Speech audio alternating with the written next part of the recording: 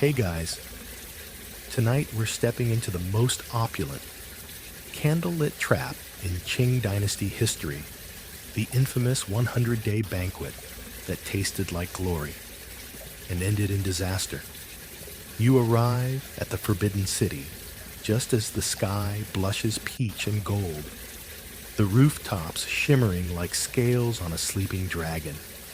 Incense curls from stone braziers, sweet and spicy, the scent clinging to your clothes like memories. Servants shuffle along the polished marble walkways, balancing lacquered trays of candied lotus root, duck tongues, and plump lychees carved to resemble phoenix eggs. Gilded carriages line the courtyards. The air buzzes not with joy, but tension. You probably won't survive this. So, before you get comfortable, take a moment to like the video and subscribe, but only if you genuinely enjoy what I do here. And tell me where you're watching from and what time it is. I love seeing how far we travel together. Now, dim the lights. Maybe turn on a fan for that soft background hum, and let's ease into tonight's journey together. You trudge past golden pillars etched with dragons, into a palace that pulses with anticipation. You can almost hear the humming of silks brushing past each other, the barely suppressed squeals of eunuchs running last-minute errands, the quiet gasp of a servant who forgot to bow deeply enough. The Hall of Supreme Harmony is being transformed. Lanterns the size of oxen hang from massive red beams, their silk shades hand-painted with peonies and swallows. Every surface glitters lacquered black tables set with celadon dishes, crystal goblets shaped like lotus blooms, and chopsticks carved from ivory older than some dynasties. The air is heavy with sandalwood and nervous sweat. You spot it, the Imperial table, where the Guangxu Emperor will sit, alone on a raised dais, flanked by guards in armor so polished it could start a fire in sunlight. His meal will span 100 courses each, with symbolism so intricate it might as well be a prophecy. Carp for perseverance, ginkgo nuts for fertility, shark fin. Because, well, when you're emperor, why not? But don't let the feast fool you. This isn't just a party. It's a pivot point in Chinese history. Balancing on a chopstick. The year is 1898. The Qing dynasty is bruised. Foreign powers have been nipping at China's borders like mosquitoes in summer Russia up north. Britain all over the coast. Japan already having nibbled off Korea and Taiwan. Internally, corruption leaks through the system like bad plumbing. And the people? Let's just say they're not thrilled. In the middle of all this mess is the Guangxu Emperor. He's young, only in his 20s, and earnest. A dreamer with wire-thin glasses and the kind of gentle face that makes poets sigh. He believes China should modernize railroads, schools, telegraphs, even Western science. It excites him. His mind is on progress. But his throne, it's on very wobbly legs. This banquet, officially a gesture of celebration and continuity, is really something else, the emperor's way of saying, look at us. We're not dying. We're thriving, except you're already spotting cracks. See that minister over there? The one swirling his wine a little too fast, whispering to the scholar beside him. That's Kang Yue's man, part of the radical, reformist clique. They're not here for the dumplings. They're here to shift China's entire spine. And the woman who hasn't yet entered, but whose absence seems louder than the gongs. That's Empress Dowager Cixi, the real power behind the curtain. She retired a few years ago, but kept one hand on the dragon throne. And let's just say, she's not thrilled about her nephew's big ideas.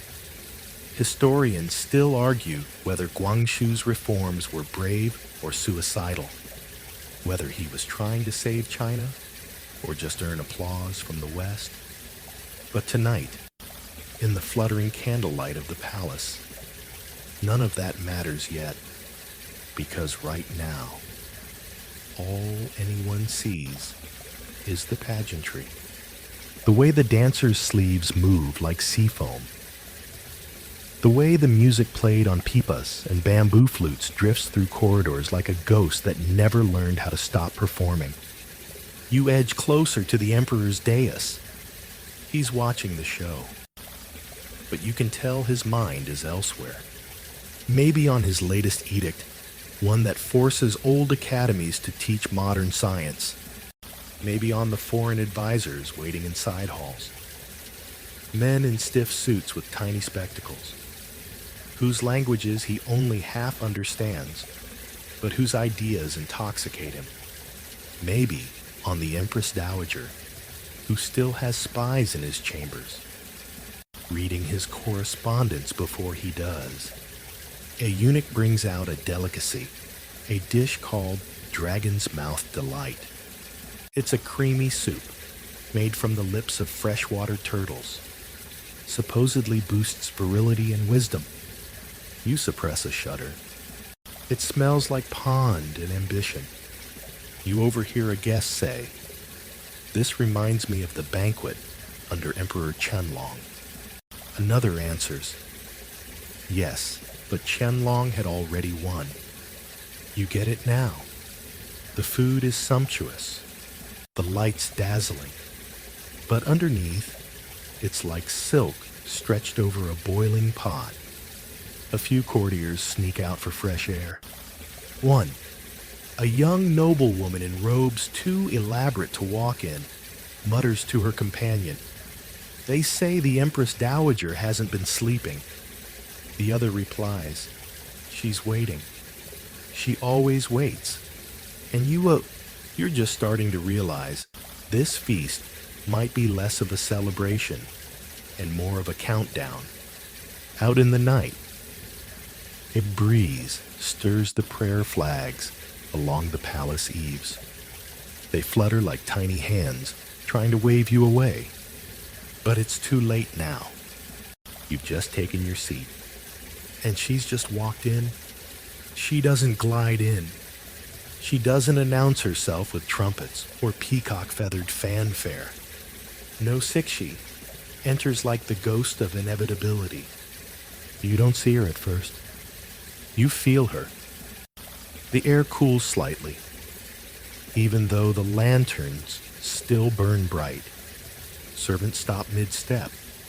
A chopstick clatters, and then, finally, like a painting coming to life, the Empress Dowager emerges from behind a silk screen embroidered with twin dragons and chrysanthemums. Her robes shimmer with gold thread and cobalt peony blooms royal. Yes, but not flamboyant. That's the point. She doesn't need to scream. The silence is her power. Cixi's eyes sweep the room. You're not sure she blinks? She doesn't move quickly, but when she does move, the entire court recalibrates around her, like planets shifting for a sun that pretends it's already set. She nods once, precisely, and takes her place not beside the emperor, but close enough to remind everyone who still rules. Guangxu offers a tight-lipped smile. You can feel his discomfort through 3 layers of brocade. She does not smile back. You try to imagine what's going through her mind. Perhaps she's thinking of her own rise, How she entered this palace as a low-ranking concubine and ended up ruling China from behind a screen. How she survived coups, assassinations, foreign invasions, and about 17 variations of male incompetence. Or maybe she's just judging the soup. Sixie was never subtle. At least, not when she didn't want to be. She had once ordered an enemy drowned in a vat of wine. Legend says she banned the color red from court for a full year because it reminded her of a rebellion she crushed. That's the kind of memory you're dealing with. But tonight, she's patient, calculating, watching her nephew play emperor like a child in an adult's robe. Guangxu tries to keep the performance going. He claps politely at the acrobats tumbling through hoops of flame. He nods at the foreign guests, seated along the side men, in pith helmets and mustaches like broom bristles. But you see it, the stiffness in his posture, the way he avoids meeting Sixie's gaze, as if it might peel his ambitions right off his skin. Historians still debate whether Sixie came tonight to support her nephew or to sabotage him. Some say she was merely curious. Others insist this was the moment she began orchestrating the end of his rule. Either way, you feel it in the pit of your stomach. Something terrible is quietly, elegantly beginning. A eunuch whispers an update into the emperor's ear. You catch a fragment, something about new edicts being printed. Reforms. The emperor nods too quickly. Sixie's left eyebrow lifts by a barely perceptible millimeter. The feast rolls on. Bird's nest soup follows the turtle lips. Then deep-fried camel hump with sugared lotus. Yes, you heard that right. The dishes are metaphors now. Abundance, strength, vision, every flavor a signal. Every bite another move on a chessboard no one acknowledges aloud. Meanwhile, servants swap out scrolls beside the emperor, not for reading, but for displaying. These are the reform edicts Guangxu has been signing over the past few weeks. Each one bolder than the last, eliminating redundant government posts, introducing Western education, encouraging foreign trade, even touching the sacred Confucian examination system. The courtiers murmur. A few clap politely. Some bow their heads too low to hide their scowls. Sixie sips her tea. It's jasmine. No sugar, no reaction. You begin to notice subtle cues. The way the older ministers all angle slightly toward her. The fact that when a junior official stumbles over his words during a toast, he looks to her, not Guangxu, for forgiveness. The emperor may wear the crown, but she wears the room. And yet, Guangxu doesn't stop. There's something desperate in his enthusiasm now. He wants this. To be the emperor who saves China from foreign dismemberment. To be remembered. To be more than a puppet. You almost feel sorry for him. Until Sixie laughs. It's a quiet laugh, barely more than breath through her nose. But it slices through the music.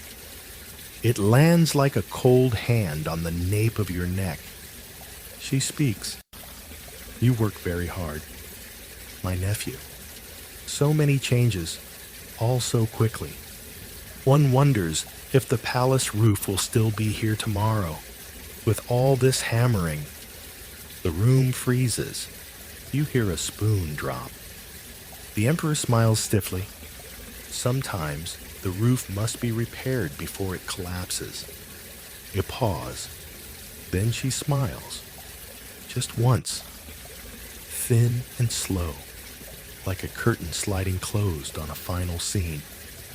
Well then, she says, let us hope your nails are strong.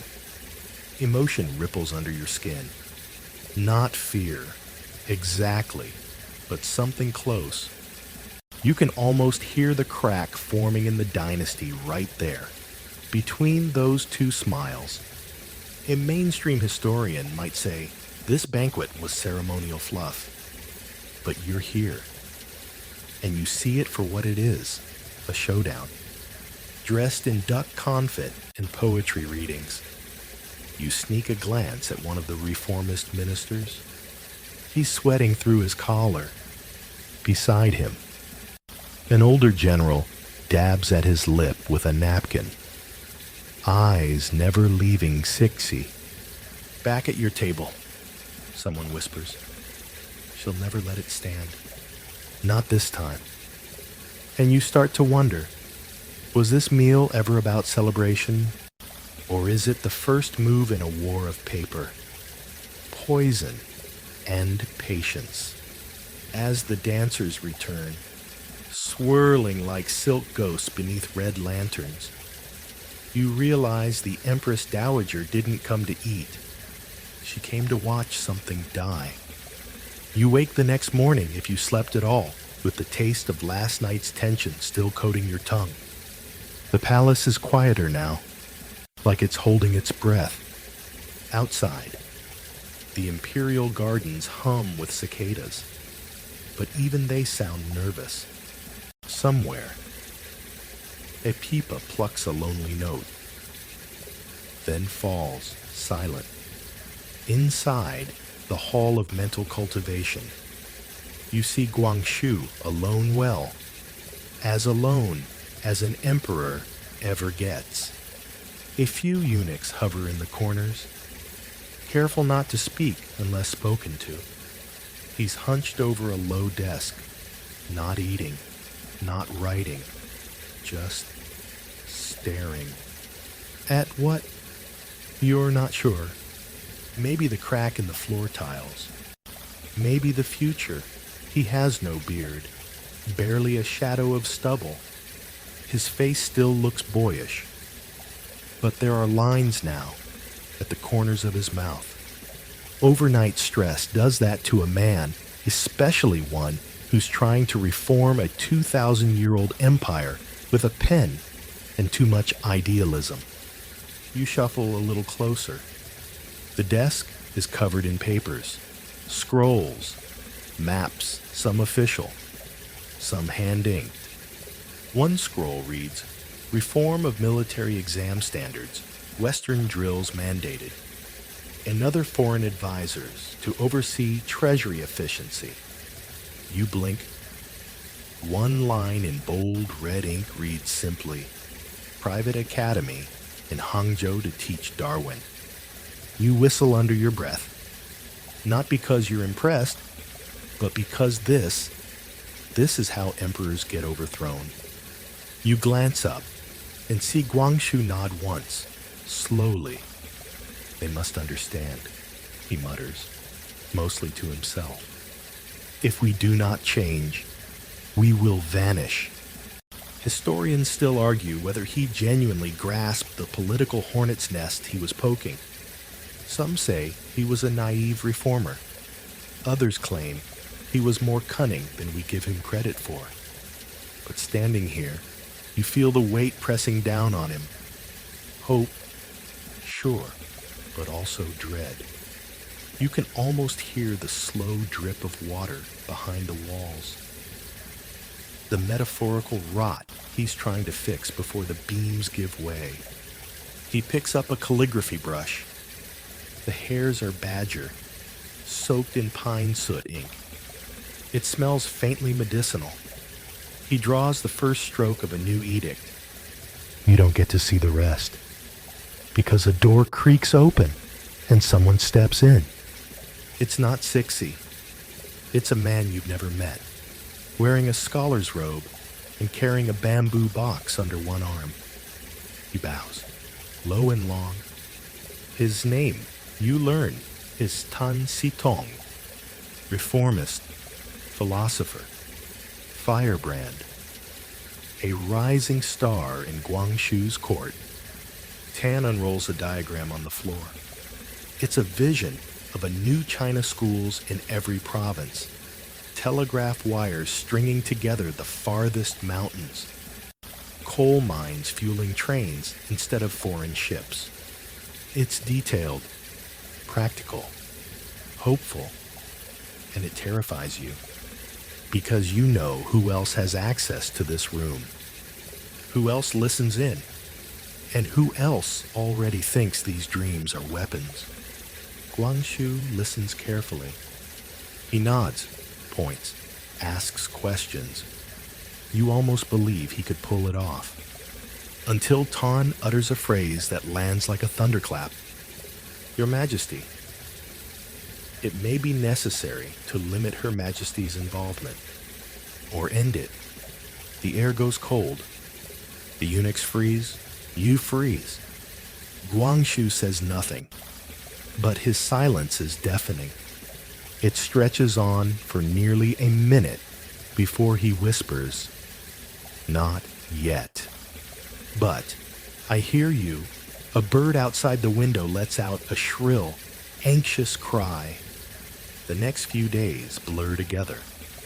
Edicts pour from the emperor's chambers like water from a cracked dam. You hear them read aloud in courtyards, carved into stone tablets, whispered between ministers like secrets or curses. The speed is dizzying. Printing presses hum through the night. Courier pigeons flap off toward the provinces with scrolls tied to their feet. And all the while, Sixie says nothing. Not publicly, but you notice things. The guards at the inner gate have changed. The Empress Dowager's personal physician visits twice a day instead of once. A favorite eunuch of Guangshu's is suddenly reassigned to scrub chamber pots in a distant garden. They say it's coincidence. You say it's tightening. In one hushed moment, you find yourself in a library wing, fingers trailing along silk-bound volumes. When a shadow moves beside you, it's Kang Yue, this time chief architect of the reforms. Bespectacled, calm, a little too calm.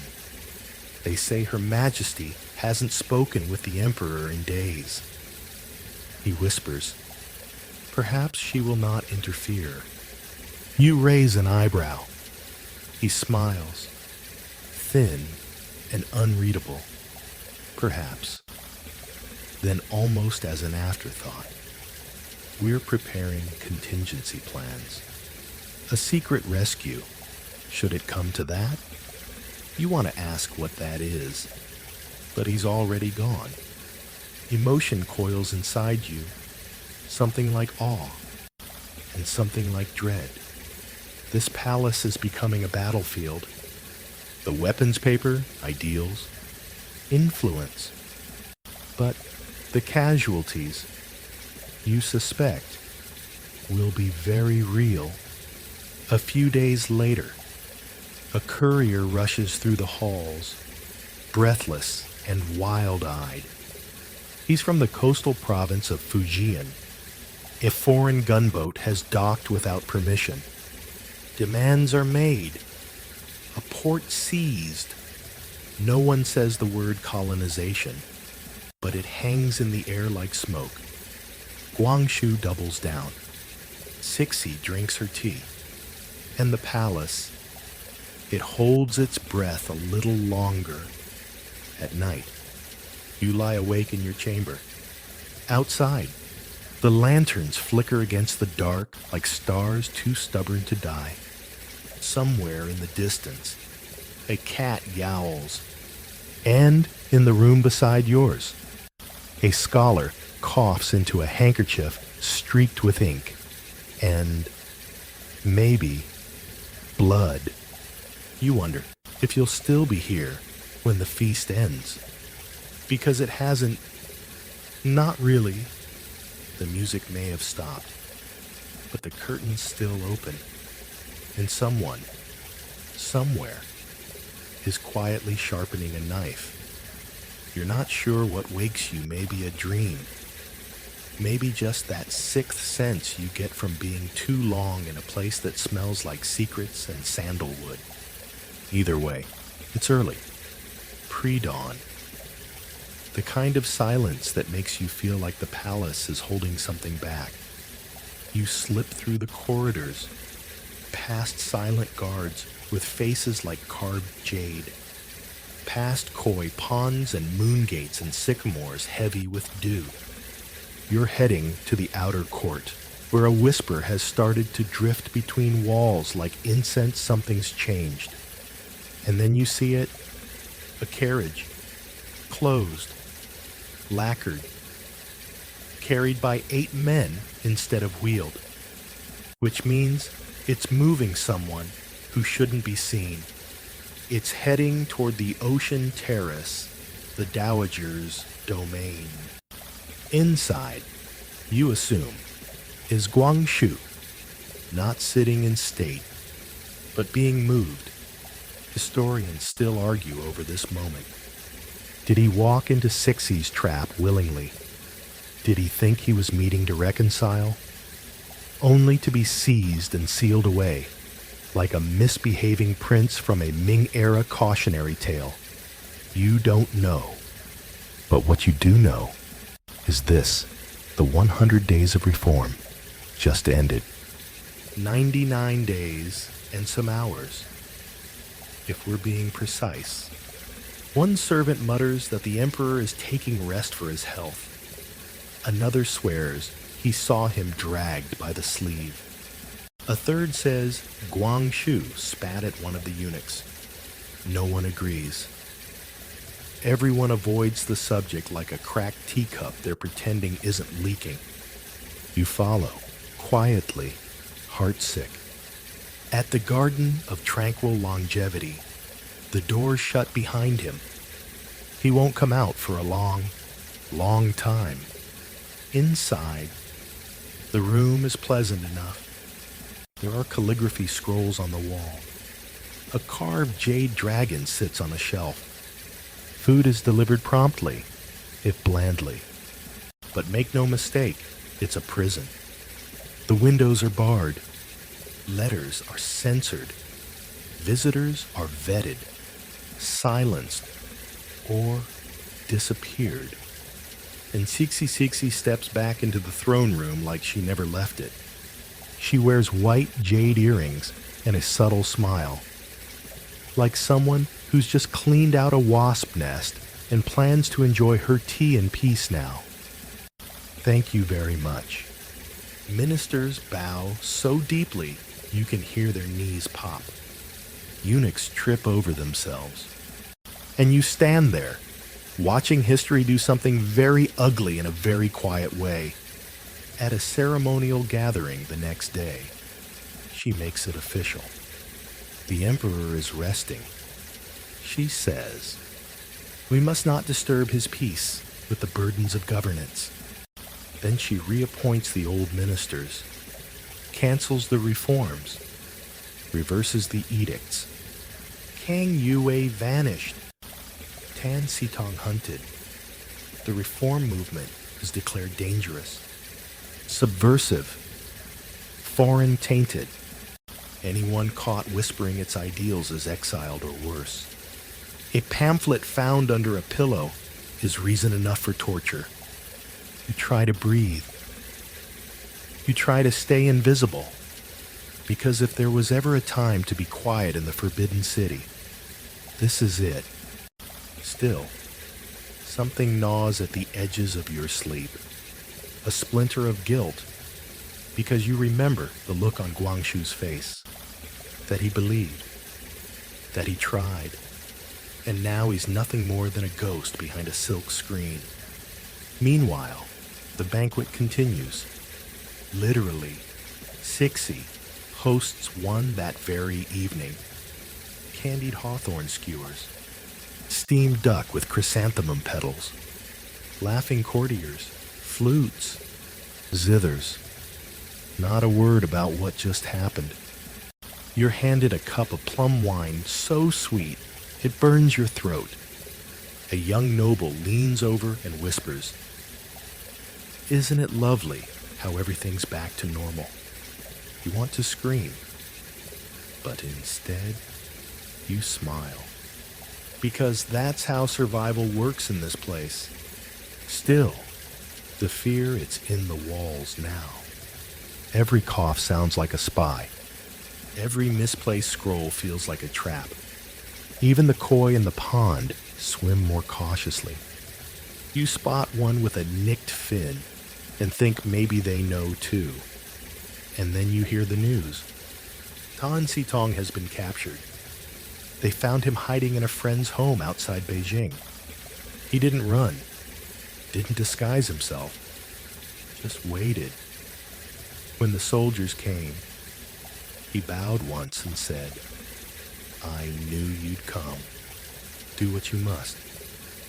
Emotion grips your ribs tight because you remember his fire, his idealism, the way his fingers traced the lines of his reform plans with the tenderness of a poet. Now he's in chains.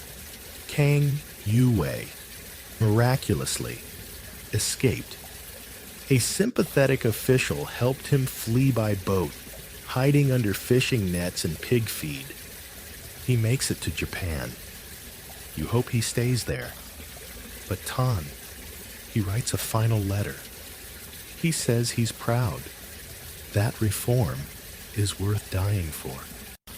That he only regrets he didn't have more lives to offer. Sixi reads it, then orders the execution. 6 reformers are beheaded outside Kaishiku execution grounds. They are walked barefoot through the mud. Their names read aloud, like a poem of loss. No trials, no ceremony, just swords and silence. And Tan, he kneels last. They say he looked up at the crowd and smiled. That moment lodges in your throat and stays. The palace never mourns them. Not officially. No black silk. No temple prayers. Just silence. A few days later, the emperor sends a note from his prison chamber. It's short. Simple. The character's shaky. "I am still here." And that's it. The sun sets behind the vermilion gates. The air smells of osmanthus and ash. Somewhere, an old eunuch lights incense and doesn't look up. You think of the reformers and how quiet the world is now without them. But you also think silence doesn't last forever. And maybe neither does fear. You can't sleep again. The palace is still, wrapped in velvet shadows. The silk curtains shift with the night breeze, whispering against the lacquered wood like they're trying to tell you something you don't want to hear. In the darkness, your mind replays Tan Sitong's final smile. Not defiance, not anger. Just peace. That's what's haunting. He didn't flinch. He didn't beg.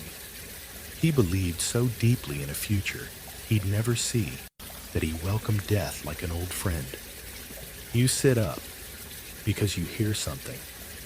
Soft, rhythmic, like brushstrokes on parchment.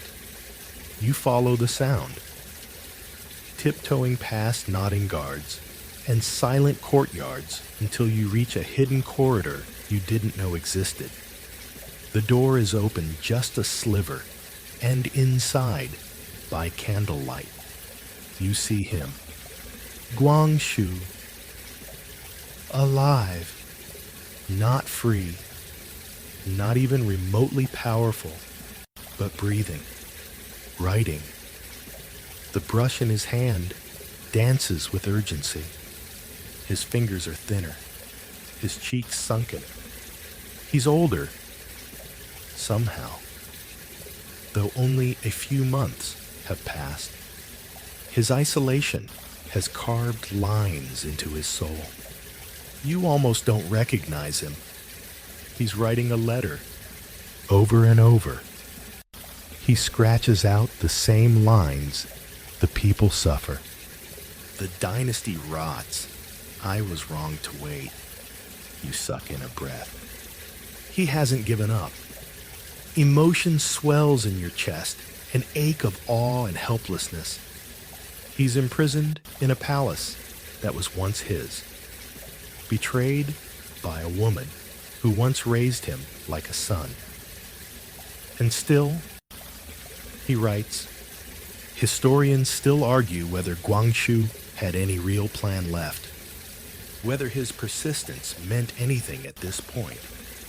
But when you see his ink-stained sleeves and the parchment stacked high with desperate, elegant characters, you believe he was doing the only thing he could, recording truth. For whoever came next, he turns his head. He hears you. You're frozen, but he doesn't call for guards. Instead, he gestures you forward silently. You step into the circle of candlelight. Bow low, heart pounding. He hands you the top letter. Just one, folded, wax sealed with the Imperial stamp. Then, without a word, he returns to writing. Your instructions are unspoken, but clear. Get this out. Deliver it to whom you don't know. But someone, somewhere, needs to know the truth. You tuck the letter into your robe and slip back into the night. The next morning, chaos. You hear it before you see it. Soldiers in the courtyard, eunuchs shouting, a small group of men foreigners. Judging by their clothes, dragged through the gates under protest. The palace is under foreign pressure again. This time, it's a trade dispute. Or so they say.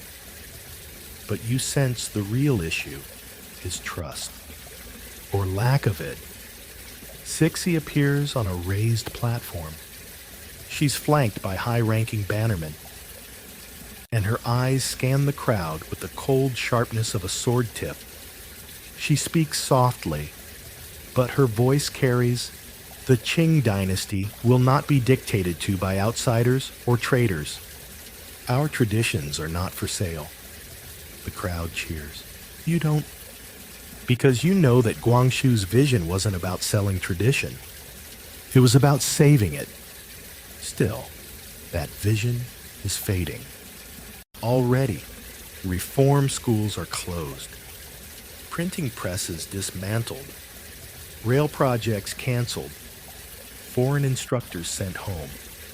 But there are whispers. Letters smuggled. Books hidden in floorboards. Secret gatherings in tea houses where students recite Tan Sitong's last words like sacred mantras. You hear them when you wander through the markets in disguise. The strong eat the weak, they murmur. But we are not bones yet. One night, while delivering another of Guangxu's secret letters to a sympathetic scholar in the Western Hills, you're stopped. A woman. She's old gray hair pinned with a jade comb. Her back bent, but her eyes are sharp. She says nothing, just nods toward a lantern-lit room and walks away.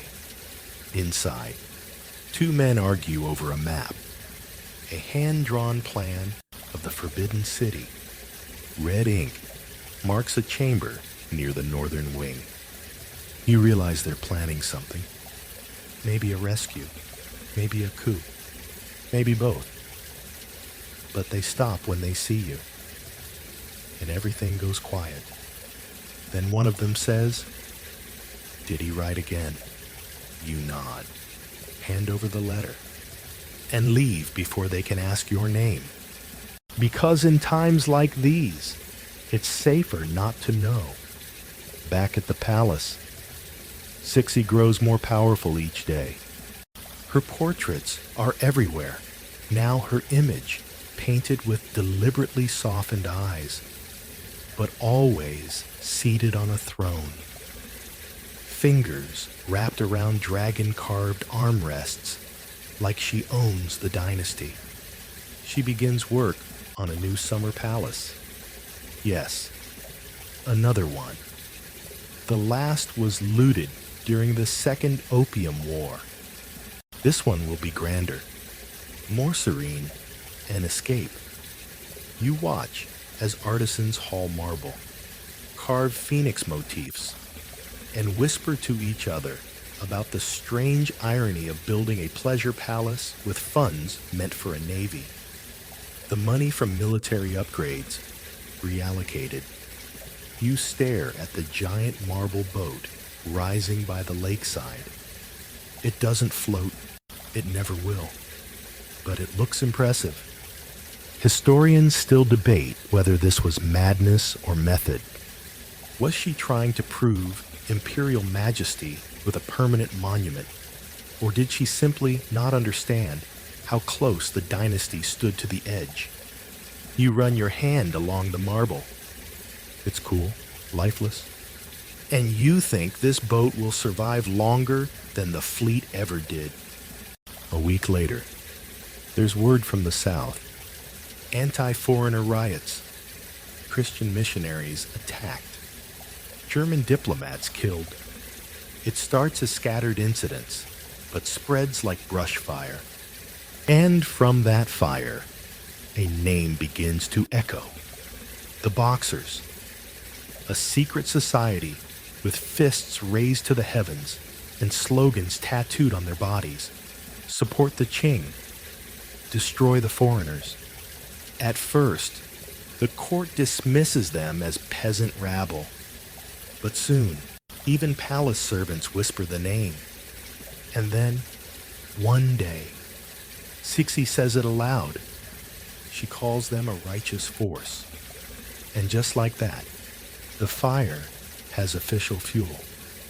You don't know it yet, but you're walking toward a new disaster, one more chaotic, more global, and far more explosive than anything that's come before.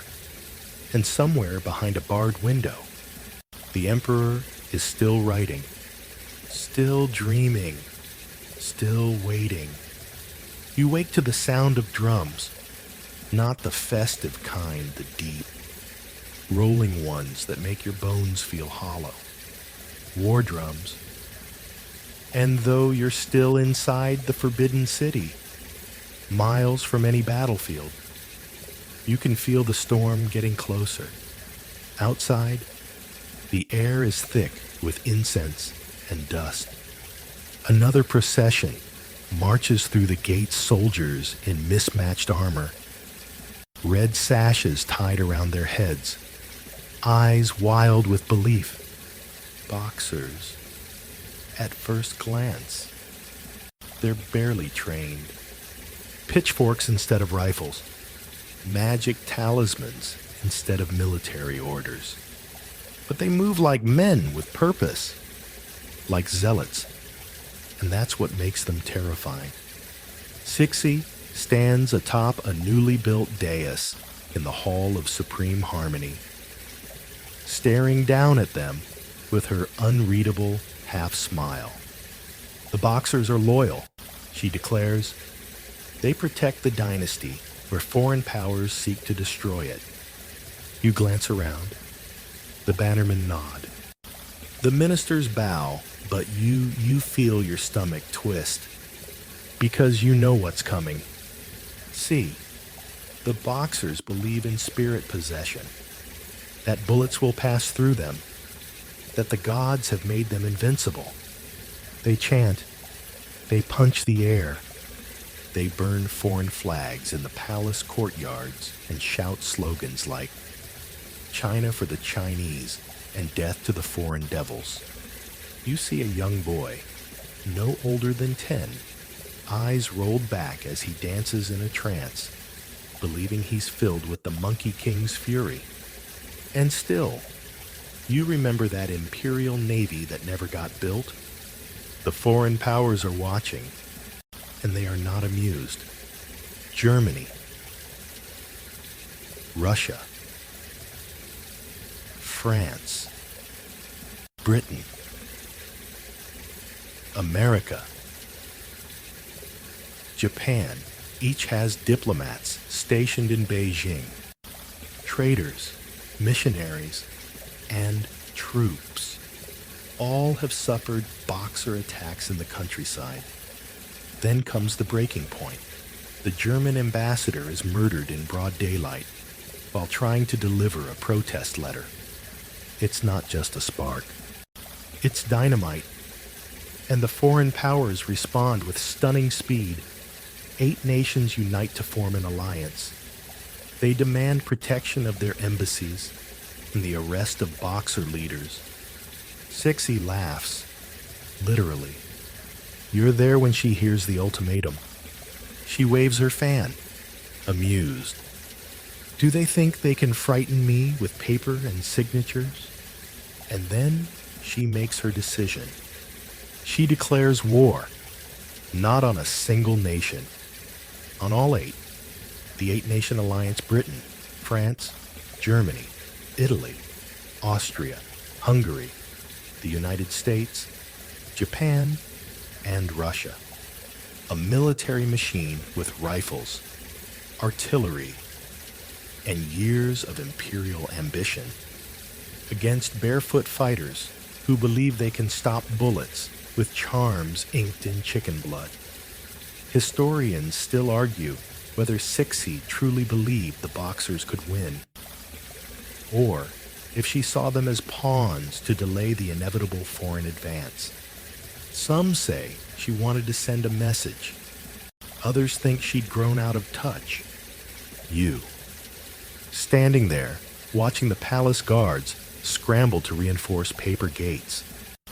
Suspect it's something worse. She doesn't care if she wins. She just doesn't want to lose face. By now, Guangxu has gone silent. No more letters. You visit his chamber and find the writing desk empty, the inkstone dry. He sits on the floor, knees pulled to his chest, gazing at a dying plant in the corner. Heaven is tired, he says softly. It no longer listens. It's the loneliest thing you've ever heard. And outside, everything collapses. The Boxers torch Christian churches, railways, telegraph wires. They behead missionaries, then converts, then anyone with a foreign book in their home. Fear spreads like smoke. And in Beijing, the legation quarter, the home of foreign diplomats and citizens, is under siege. 13,000 people trapped behind hastily built barricades. Bullets fly through the streets. Food dwindles. Medical supplies vanish. At one point, horses are killed for stew.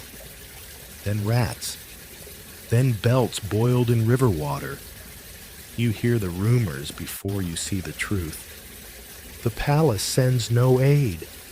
In fact, Imperial soldiers support the Boxers, surrounding the foreign quarter and firing on anyone who tries to escape.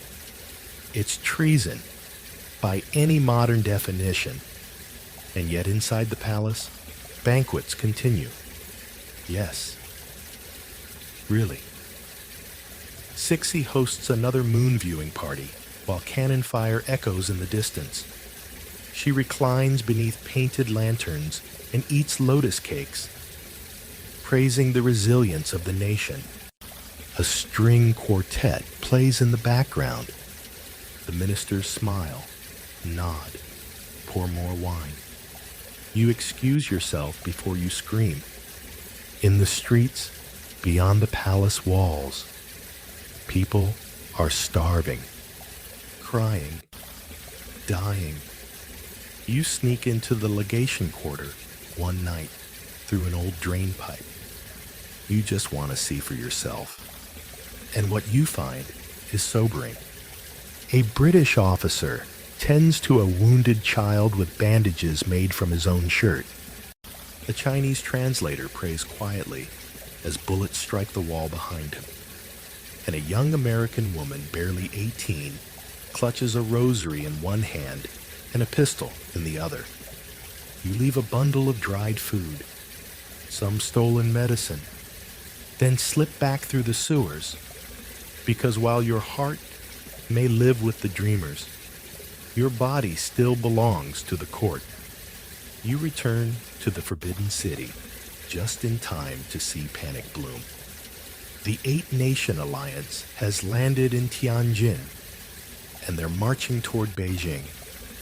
You hear it in the footsteps of the generals, in the quickened breath of the eunuchs, in the way Cixi taps her long fingernails against her throne, faster than usual. The Alliance is not just retaliating, they're coming to end this, to restore order, to punish those responsible, to possibly end the Qing. Cixi, once again, turns to spectacle. She dons battle robes, yes, actual armor, and orders the court painters to depict her as a warrior queen. But the images feel hollow, because you know what's coming over the horizon isn't poetry. It's artillery.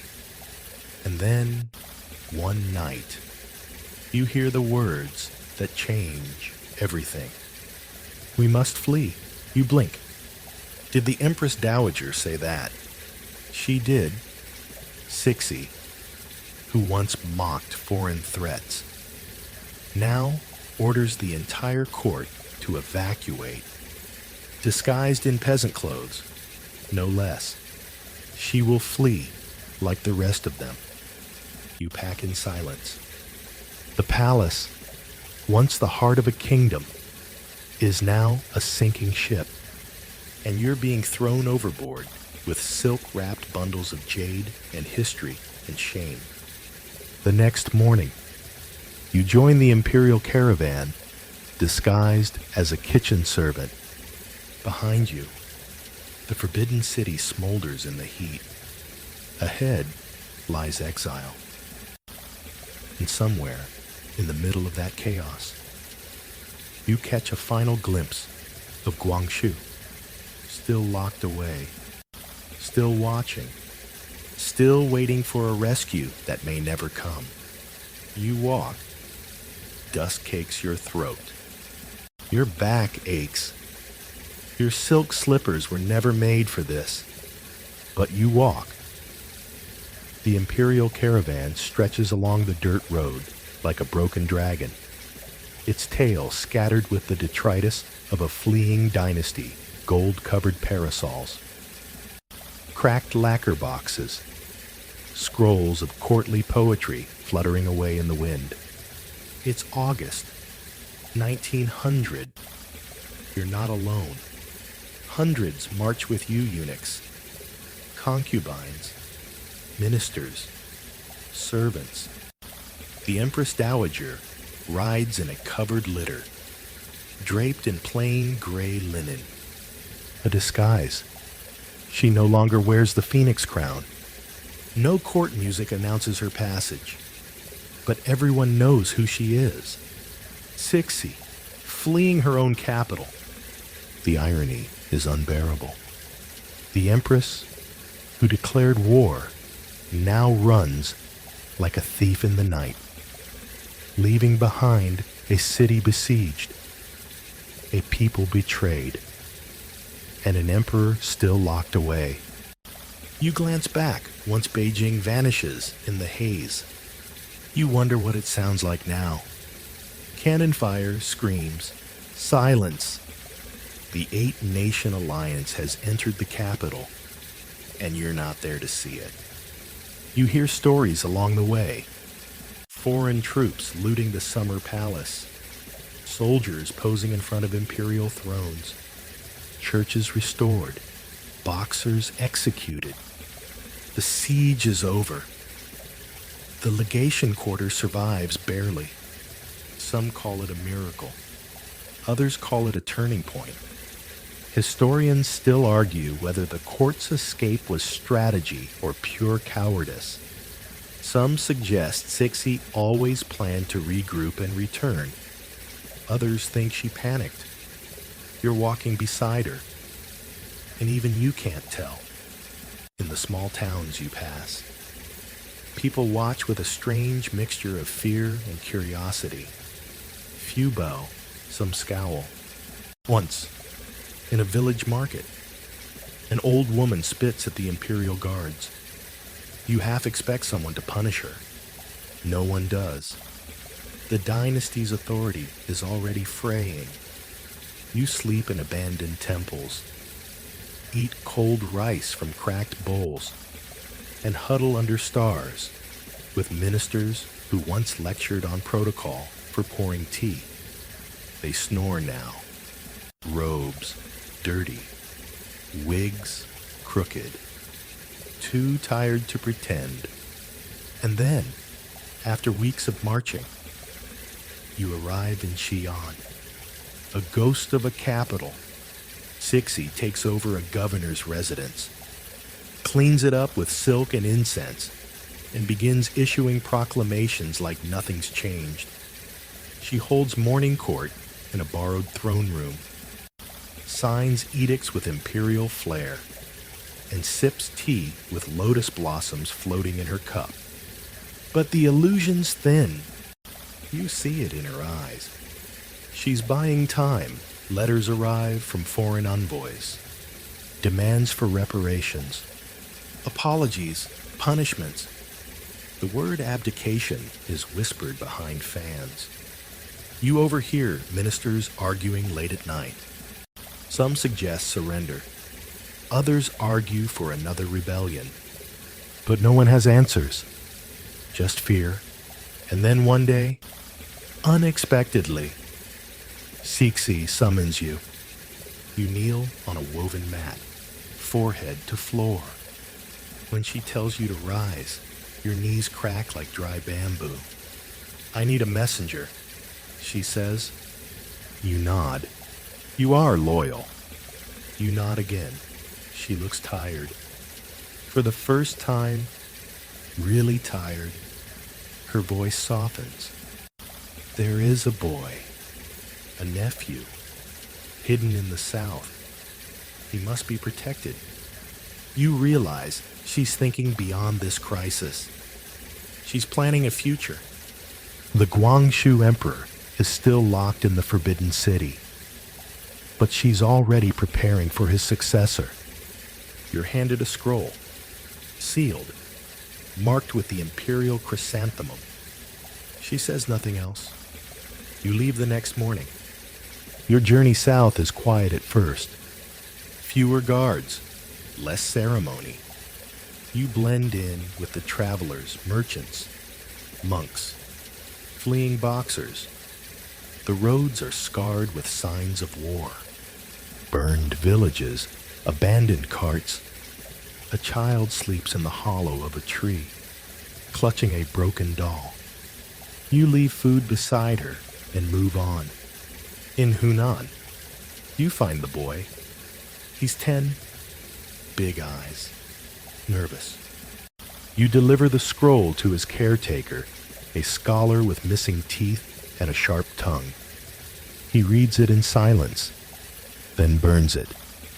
The boy doesn't ask who you are, but he watches you for a long time, as if trying to measure whether you're one of the old world or the new. You're not sure yourself anymore. By the time you return to Xi'an, Sixie is different, thinner, sharper. Her laughter is less frequent, her voice more brittle, but her mind unchanged. She has a new plan: negotiate.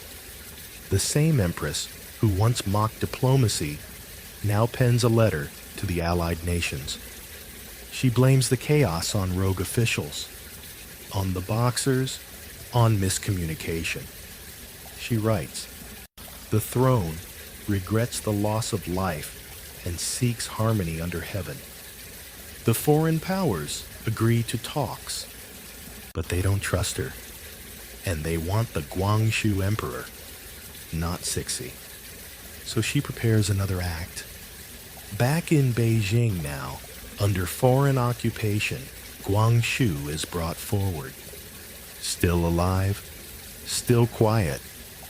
They clean him up, seat him in a borrowed throne room, and tell the world the Qing court has returned. But you know the truth. Guangxu is just a face. Cixi still pulls the strings from Xi'an. She signs the Boxer Protocol, a humiliating treaty. China must pay 450 million taels of silver to the foreign powers over 39 years. With interest, foreign troops will remain in Beijing. Chinese officials must be punished. And so they are. You watch as men are exiled, executed, boxers rounded up like livestock, their leaders hanged. Some were guilty, others were just unlucky. Historians still argue if the punishment was justice or theater. Maybe both. The Qing survives. Barely. Cixi returns to Beijing in 1902. The same gates that once echoed with the shouts of boxers now open to let her back in with foreign escort. She rides through them dressed in muted colors. No celebration, no victory parade. You're there when she steps out of the litter and looks at the palace. She doesn't smile, just walks forward. Inside, Guangxu sits in his old study. You peek in as she enters. He doesn't rise. She doesn't bow. They stare at each other for a long, long time. No words. You leave before it becomes awkward. Some silences aren't meant for you. That night, in your quarters, you dream of the marble boat again, still sitting by the lake, still not floating, still perfect, like something pretending not to be broken. The marble boat doesn't float, and neither does the dynasty. It simply drifts, taking on water so slowly that you almost forget you're sinking. You're back in Beijing now. The palace is quieter. The halls that once rang with debate and ceremony now echo with the careful shuffle of soft-soled shoes and whispered orders. You find yourself moving slower too. Not from fatigue, but from caution. Everything here feels fragile. Cixi resumes control, but something has changed. The opulence is toned down, less gold, fewer banquets, and no more staged fireworks shows in the middle of drought season. She still dresses in embroidered silk, but the phoenix crown is less frequent, and the fan never leaves her hand. You get the sense that it's more for comfort than for show. She begins to reform, or at least to pretend to. Schools open, not many, and mostly for boys, but still math, science, even Western history creep into the curriculum. She authorizes a ministry for commerce. Trains are built, telegraph lines repaired. You help copy edicts about coal mining and import taxes. It all feels progressive, sort of. But every signature still comes from the same hand. She even allows Chinese students to study abroad, a thought she once found laughable. Now, she sends them to Tokyo and Boston, all with instructions to observe carefully and return obediently. Historians still debate whether this was a real change of heart or a strategic masquerade to keep the foreigners at bay.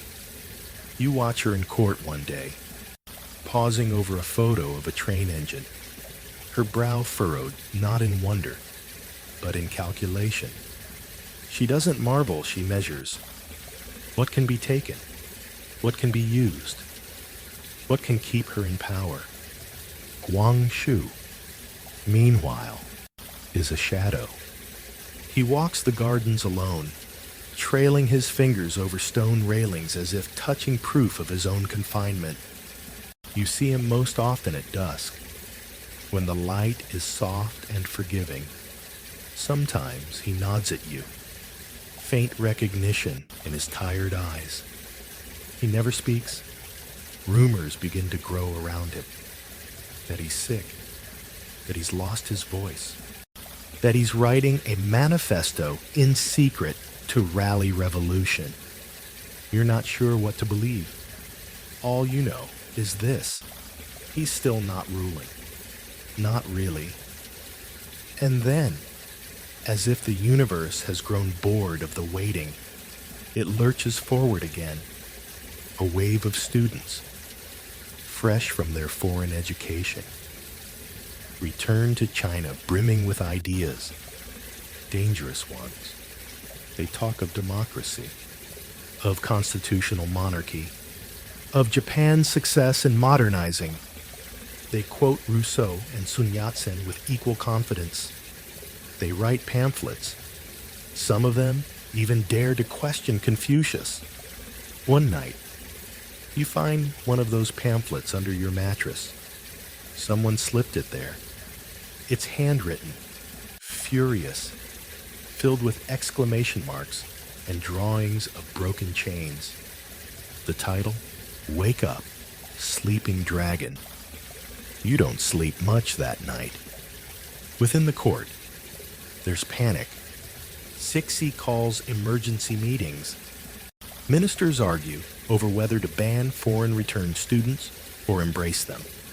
One old official, too tired to filter himself, mutters, "We taught them to think, and now they are."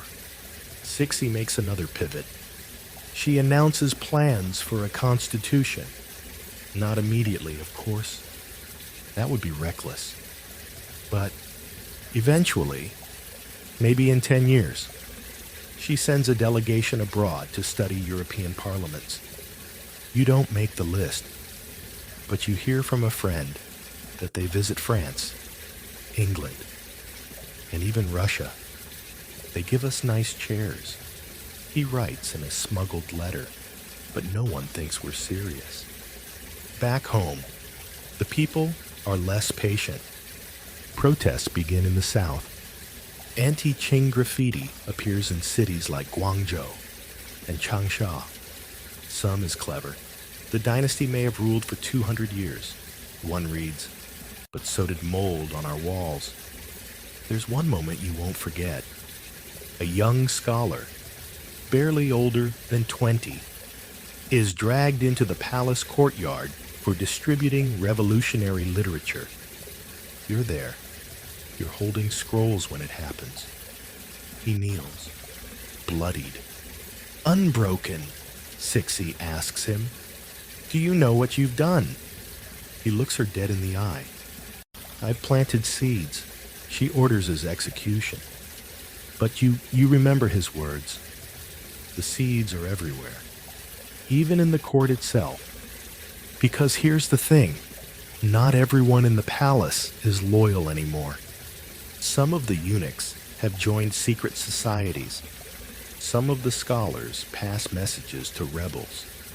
And some, like you, simply don't know what to believe anymore. The dynasty feels like a vase with invisible cracks. Still upright, still beautiful.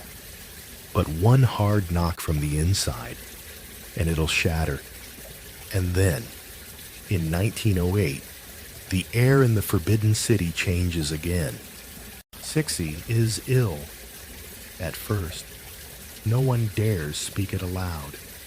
She still attends court, still wears the pearls, but her voice is hoarse, her steps uncertain. You catch her coughing into a silk cloth one morning, It comes away stained with something that isn't ink. She knows her time is ending, and so she moves with sudden, cold efficiency. She declares Guangxu will be succeeded by a boy just 3 years old, Puyi, a grandnephew, quiet and delicate, chosen for his blood and his obedience. You see him once, toddling down a hallway, clutching a ball made of brocade and rice husks. He stares at you like you're an ancient statue, then turns away. The message is clear. This dynasty will outlive its founders, even if it must do so as a whisper. Guangxu, he dies the day before Cixi. Historians still argue how. Some say it was poison, arsenic, delivered in a bowl of milk. Others insist it was illness, grief, or heartbreak. One fringe theory says he was assassinated by a loyalist eunuch to spare him worse. You don't see the body, but you smell the silence that follows. It's thick, unnatural. The next morning, Cixi dies in her bed. No fanfare, no screaming, just stillness. You help dress the room in mourning colors. You light the incense. You listen to the new ministers whisper about the future. But what future? A 3-year-old emperor. Foreign soldiers still in Beijing. A treasury nearly empty. And then while carrying out the ashes of the final offering, you see it again. The marble boat, still perfect, still pretending, still sinking. You sit by the lake again. Same low breeze, same glint of sun off the marble boat. Only this time, the silence feels heavier. You keep expecting to hear her voice a sharp order, a dry joke. The click of jade rings against a teacup, but she's gone. Cixi, the woman who outlived emperors, wars, and a dozen coups, now lies beneath embroidered silk in a golden coffin. Her funeral procession spans miles. You walk in it, head bowed, counting every step like it might matter. It doesn't. She's still dead at the end. The boy emperor, Puyi, watches the ceremony from a shaded pavilion. You see him twist the edge of his robe nervously. Eyes too big for his head. Face too young for the weight of history. He's not crying. That's something. Or maybe he just doesn't understand what's happening. Few do. The Qing dynasty has now placed its fate in the hands of a toddler. Ministers scramble. Regents are appointed. Edicts are issued in Puyi's name. Though the ink is held by someone else's hand, the Forbidden City becomes both cradle and cage, a surreal mix of lullabies and political backstabbing. You're reassigned to a quieter post now. Fewer scrolls, more ceremonial duties. Lighting lanterns, preparing ink, arranging cushions. It's menial work, but you don't mind. It's peaceful. In that soft, eerie way when you're standing in a place that used to echo with power. But outside those red walls, the storm is building again. The year is 1909. Provincial assemblies, inspired by the promise of reform, are pushing harder. They want real power, not ceremonial charters. The promises Cixi made before her death, that famous eventual constitution, have begun to curdle into resentment. Even the conservative elites are starting to grumble.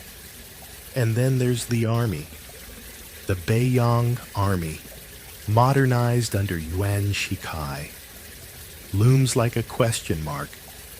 Trained with Western tactics, armed with foreign rifles, and loyal not to the throne, but to him, Yuan Shikai, the man Cixi once trusted, then exiled, then recalled.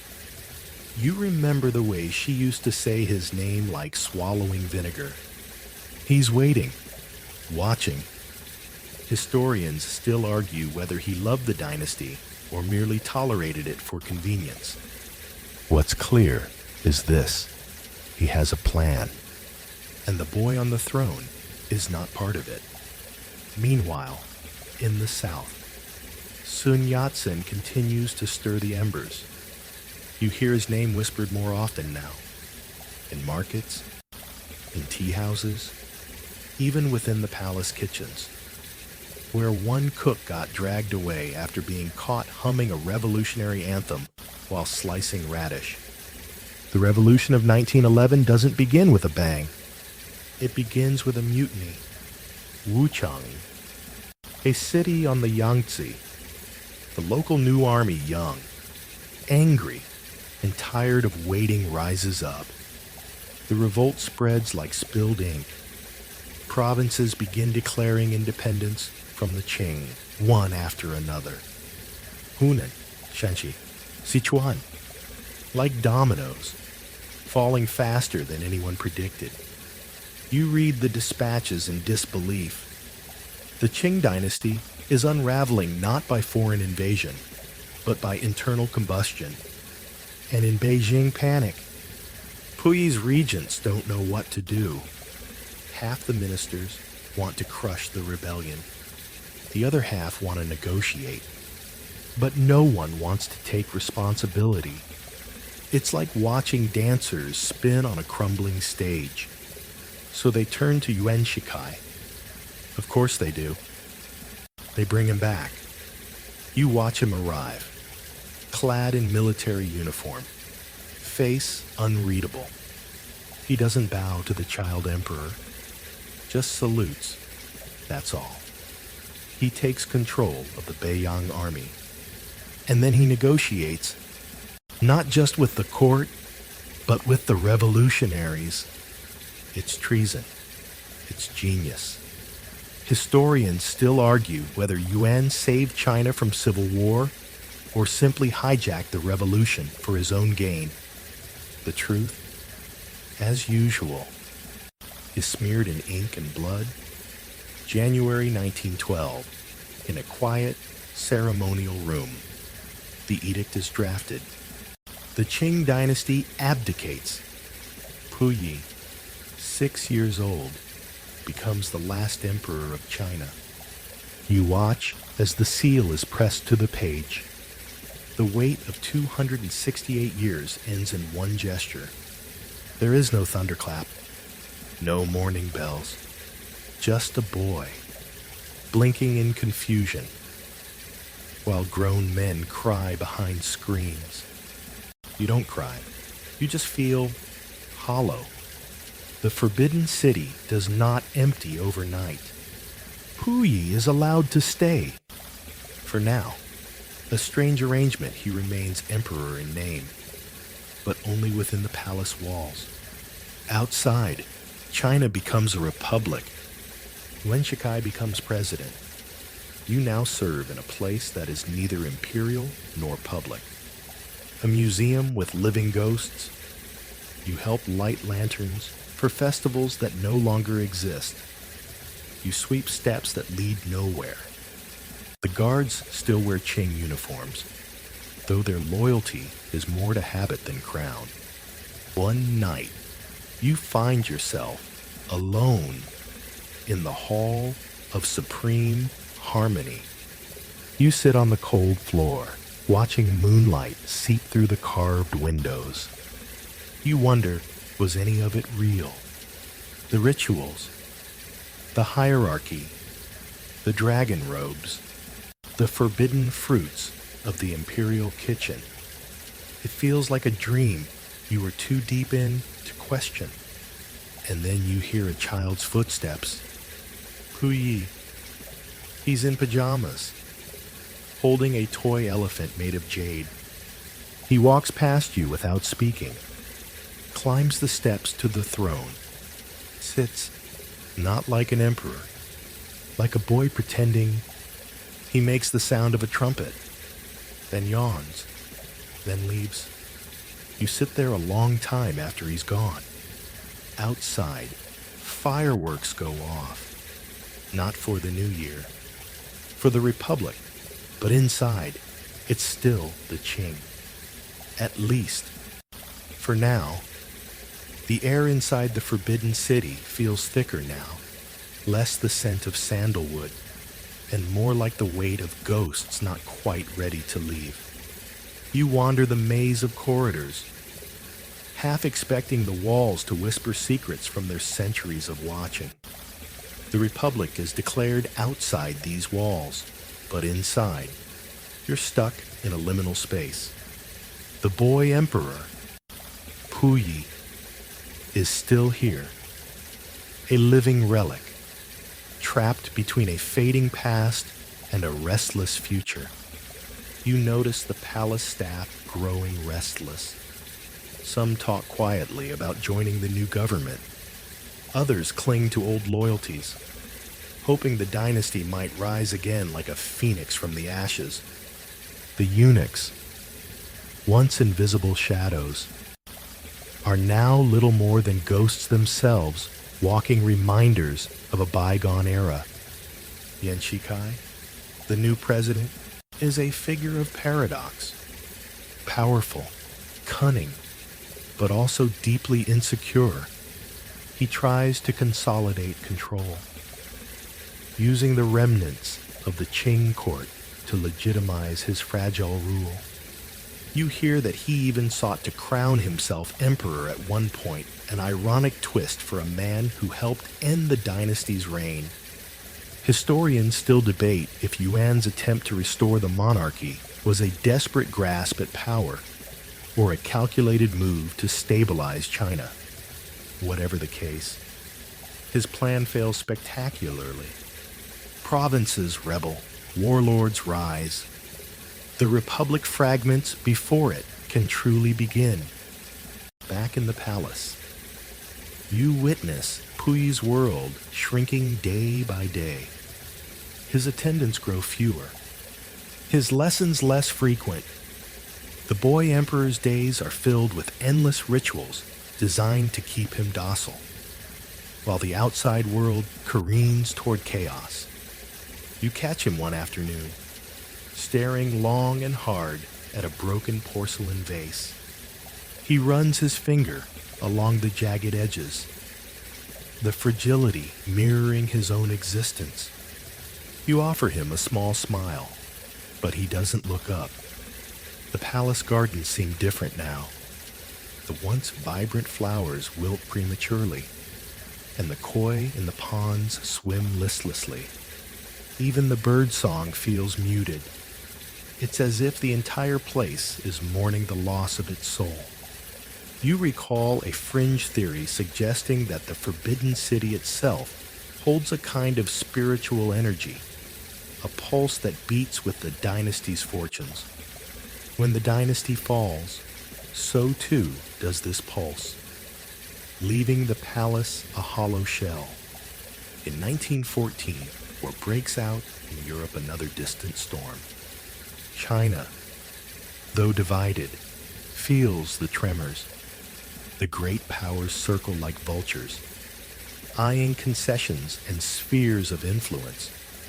You overhear diplomats speaking in hushed tones about spheres and protectorates, words heavy with colonial threat.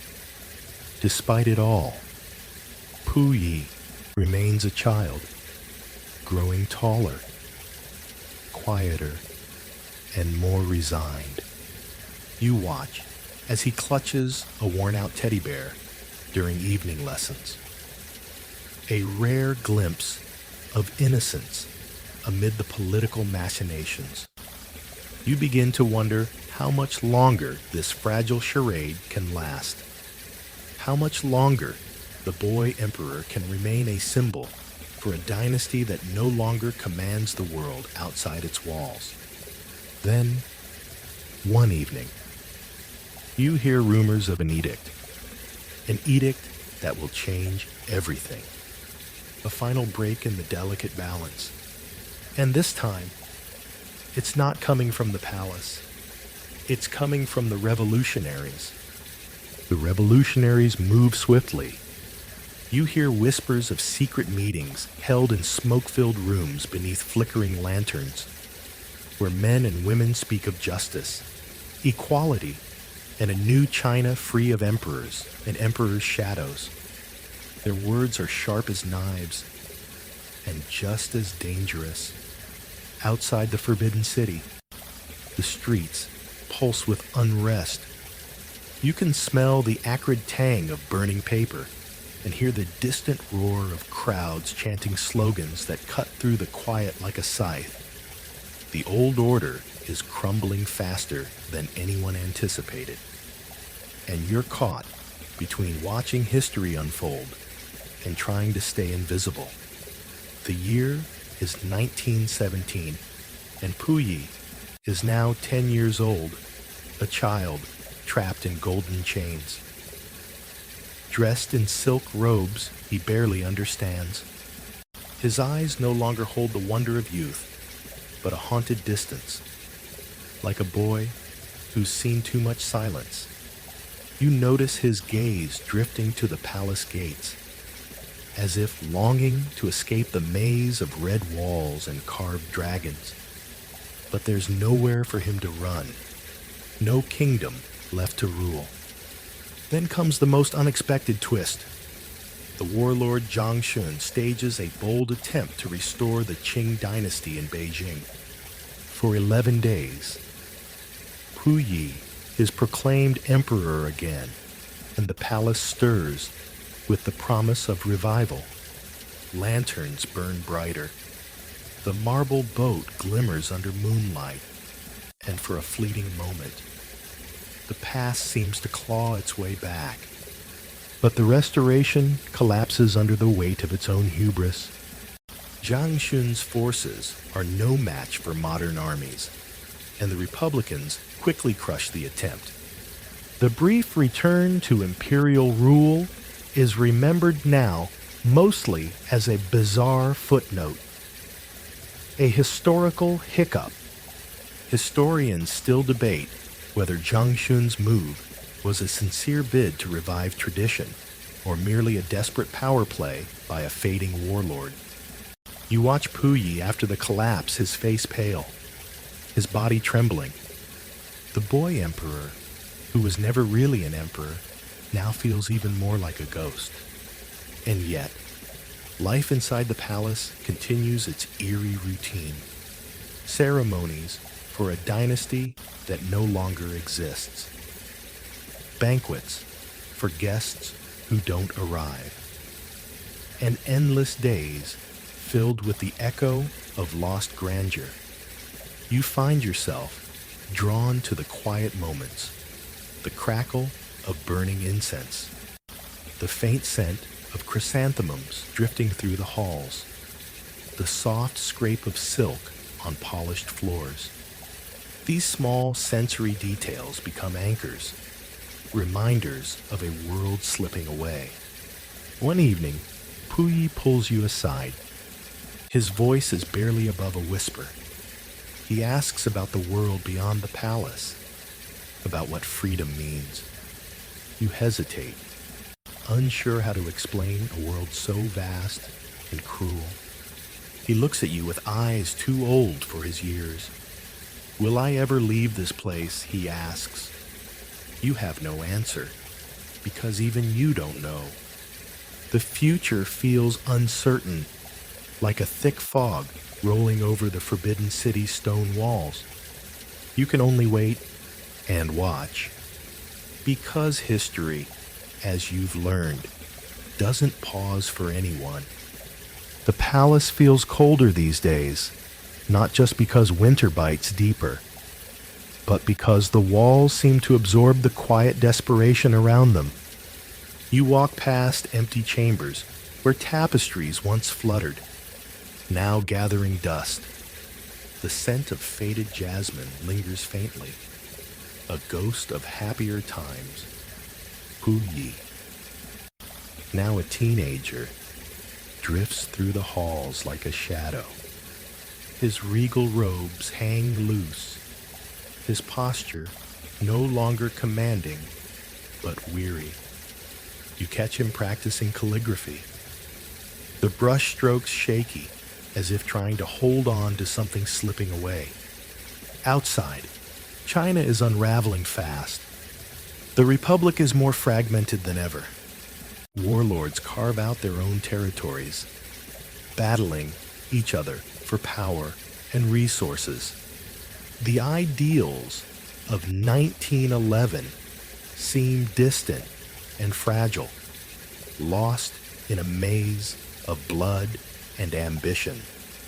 You overhear talk of foreign powers tightening their grip. Japan's influence spreads, their armies inching closer to Beijing's gates. It's an uneasy peace, held together by threads that look ready to snap. And then, in 1924, a new figure arrives on the scene, General Feng Yuxiang, the Christian general. Known for his unpredictable alliances and bold tactics, he marches into Beijing and forces Pu Yi out of the Forbidden City, ending the boy emperor's residence there after nearly 2 decades. You remember the shock of that day, the gates thrown open, soldiers swarming in, the palace emptied like a drained pond. Pu Yi, clutching a small satchel, is led away by a troop of guards. His eyes meet yours for a brief moment, a silent farewell. The Forbidden City is no longer home. It's a relic, a museum to a world that vanished before it could fully disappear. You help lock the gates one last time, the iron cold and heavy under your hands. The sun sets, casting long shadows across the stone courtyards. The air smells faintly of smoke and loss. Historians still debate whether Pu Yi's forced exile marked the true end of Imperial China, or simply the closing of a chapter still open in hearts and minds. But you know this moment is final.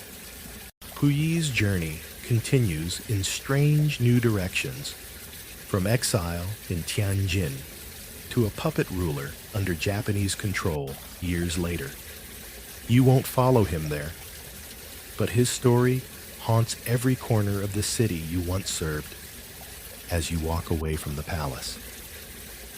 The first stars appear silent witnesses to centuries of power, love, betrayal, and survival.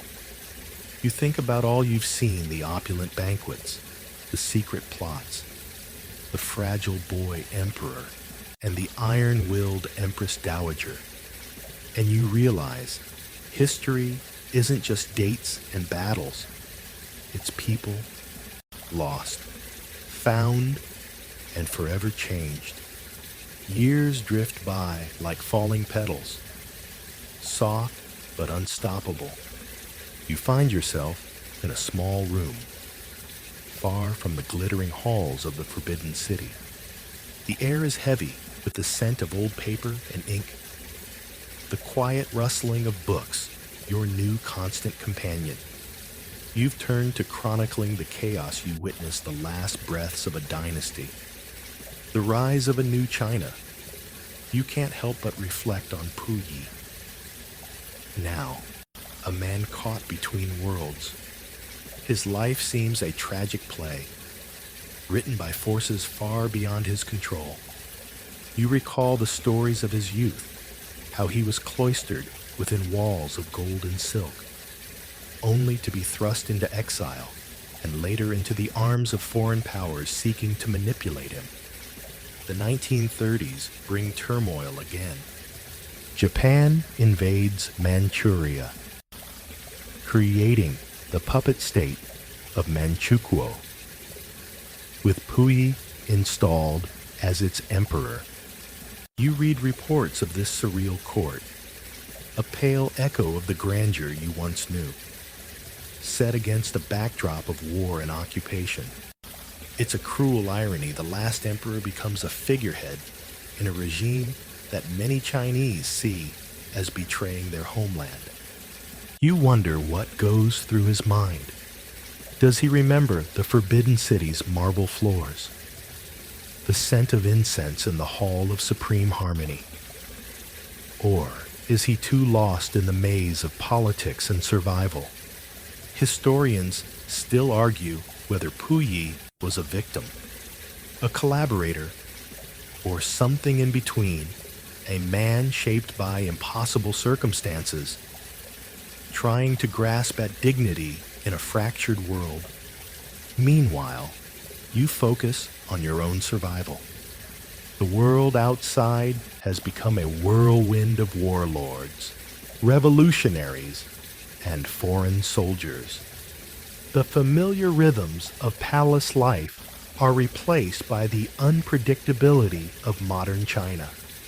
Yet, in quiet moments, you hold on to the sensory details that tether you to your past, the feel of silk against your skin, the echo of soft music during imperial banquets, the subtle warmth of tea brewed in porcelain cups. One night, as you sit by a small fire, you imagine the imperial kitchens once bustling with cooks preparing elaborate feasts. Now silent, the pots cold and empty. You recall the crackle of flames under massive woks, the sharp scent of ginger and star anise mingling with roasting meats. That world feels both distant and impossibly close. You realize that the story you lived is part of a larger tapestry, a narrative of power, loss, and resilience. And through it all, the Forbidden City stands silent, watching, waiting. You feel a quiet awe, mixed with a bittersweet nostalgia. Because even as empires fall, stories like these refuse to fade. They linger in the shadows, in the scents, the sounds, and the silence. You find yourself back in Beijing's bustling streets, the air thick with the scent of roasted chestnuts and the distant clang of bicycle bells. The world outside the palace has changed more than you could have imagined. Where once the emperor's edicts echoed, now crowds gather to debate revolution, war, and the fragile dream of a united China. You hear talk of the Chinese Civil War, the tug of war between the nationalists and communists. The cities are battlefields, the countryside a patchwork of shifting loyalties. It's a brutal time, full of hope and heartbreak. Puyi, once the boy emperor confined within palace walls, has been captured by Soviet forces in 1945, marking the end of his imperial fantasy. He spends years in a re-education camp, stripped of titles and power, his identity unraveling along with the world he knew. You imagine what it must have felt like to go from robes embroidered with dragons to a prison uniform, from being worshipped to being forgotten. The Forbidden City itself has become a museum, its gates open to the curious, the tourists, and the occasional scholar. You walk its halls once more, now echoing with footsteps of strangers rather than courtiers. The jade boats are gone, the lacquered screens dulled by time. But the spirit remains, subtle and unyielding. Historians still debate the legacy of the Qing dynasty's fall. Was it inevitable, a casualty of modernization, or could a different path have saved it? You know the truth is tangled, like the twisting branches of the ancient pines in the palace gardens. You pause beside a stone lion, its carved eyes watching silently. You run your hand over its rough surface, feeling the chill of history beneath your fingertips. And for a moment, you let yourself remember the lavish banquets, the whispered conspiracies, the soft laughter behind silk screens, the fragile hope carried by a child emperor who never truly ruled. You smile softly, knowing that history is not just the story of emperors and wars. It's the story of people like you caught in the tides of change. And as you walk away from the palace, the city hums around you, a blend of old and new, shadow and light. A reminder that even after disaster, life finds a way to carry on. You stand on the cusp of a new era. The year 1949 rolling in like a storm on the horizon. The People's Republic of China is declared, promising a radical break from the past. You can almost taste the change in the air, sharp, metallic, charged with both hope and fear. The Forbidden City is now fully open to the public. No longer a sealed imperial enclave, but a monument to history, culture, and lost grandeur.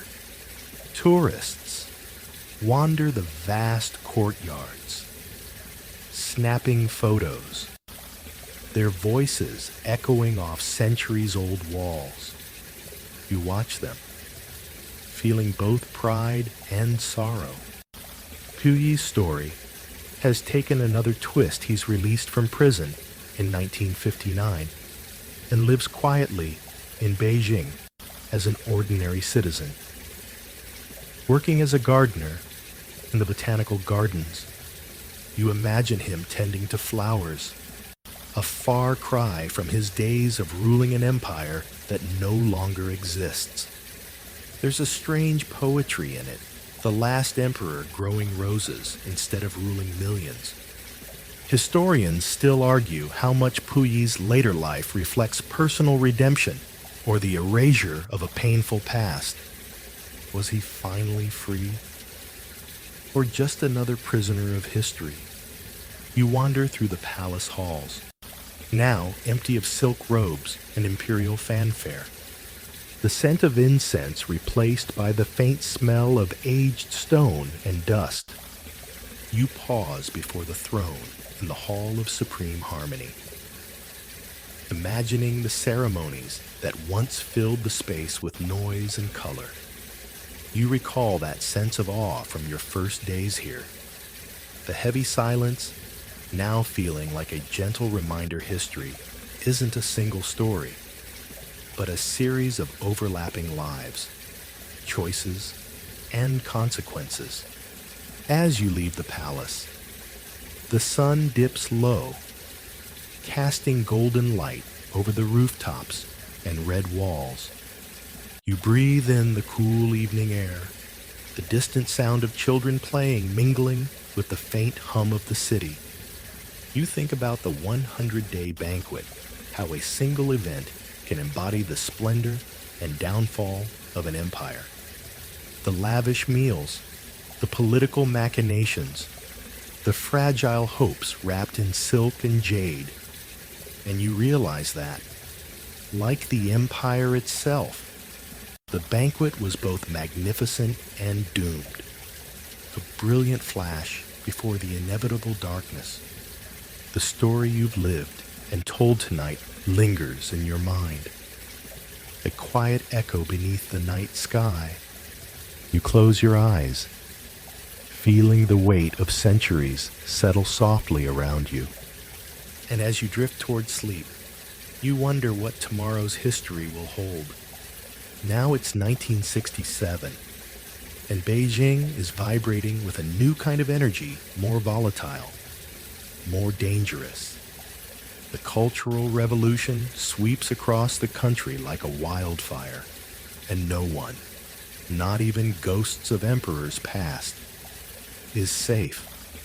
You watch as young Red Guards storm through the streets, shouting slogans and waving little red books. History is being dismantled in real time. Statues are pulled down, temples defaced, family heirlooms shattered in the name of revolution. Even the Forbidden City, once inviolable, is not immune. Its ancient relics, once revered, are now suspect. Symbols of oppression, enemies of the people. But there's a strange twist. Premier Zhou Enlai intervenes personally to protect the Forbidden City from destruction.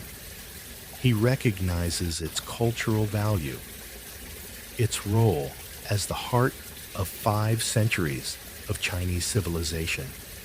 So it survives scarred, but intact. Puyi, the last emperor, does not. He passes away in 1967 quietly and almost unnoticed in a modest Beijing hospital. No royal fanfare, no imperial funeral, just a brief obituary in a party newspaper, summarizing his life with cold efficiency. The boy who once sat on the dragon throne dies as a common man. You sit by the window of a tiny apartment not far from the palace, sipping weak tea and listening to the distant clamor of a world remaking itself. The scent of dust and smog fills your nose. You think back to the 100-day banquet, where it all began, so full of splendor, ambition, and doomed confidence. Historians still debate the true purpose of that banquet. Was it a celebration of imperial renewal, a distraction to mask deeper fractures, or simply a final, desperate performance before the curtain fell? The answer lies somewhere in between, as murky as the ink on a Qing court ledger. The banquet, you realize, wasn't just a feast, it was a mirror. It reflected everything: the decadence, the fear, the rigid formality trying to hold back an ocean of change. You remember the clinking of porcelain, the rhythmic thrum of ceremonial drums, the faint perfume of lotus wine floating in the air. You remember the silence that followed. Now, as the night deepens outside your window, you allow yourself to rest. The Forbidden City remains behind you, not as a home or a prison, but as a memory, a place of wonder and sorrow, of power and fragility. And as you close your eyes, a soft wind stirs through the city's ancient rooftops, whispering stories only you remember fully. Wind down 400 words. So now, we slow things down. The city quiets, the chaos fades, and the shadows lengthen into something gentler. You stretch your legs beneath the blanket, the fabric warm against your skin, and let the last images of the Forbidden City flicker like candlelight behind your eyes. You picture the rooftops, again glazed yellow tiles, catching the late-day sun. The air heavy with the scent of cypress wood and ancient stone. There's a stillness to that place now, a hush that only settles after centuries of noise. The footsteps of eunuchs, the rustle of robes, the clash of dynasties, it's all softened by time, all smoothed into something almost tender. You think of Puyi and what it must have felt like to hold all the world's power in his small hands, and then nothing at all. A child made into a symbol, then a prisoner of history, and somehow, in the end, just human. That's the strange thing about stories like this. They begin with thrones and banquets and end in quiet rooms where tea cools in cups no one refills. But the story doesn't disappear. It lingers in the floor tiles and the painted beams, in the faint scent of incense tucked deep into the wood. You shift under the covers. Feel the slow rhythm of your breathing. Steady, safe. The world moves fast out there, rebels, warlords, emperors, revolutions. But here, in this moment, it's just you, a little wiser now, maybe, and more aware of how even the most powerful fall, and how memory keeps them standing just a little longer. And maybe that's the point. Not to mourn the fall of empires, but to notice the beauty in their rise, and the human stories stitched into their gold-threaded edges. So now, let your eyes drift shut. Let the palace fade into dream, its echoing halls, its red lacquered gates, its silent marble lions keeping watch. They'll still be there tomorrow, waiting. The story is over. See you tomorrow night. Sweet dreams.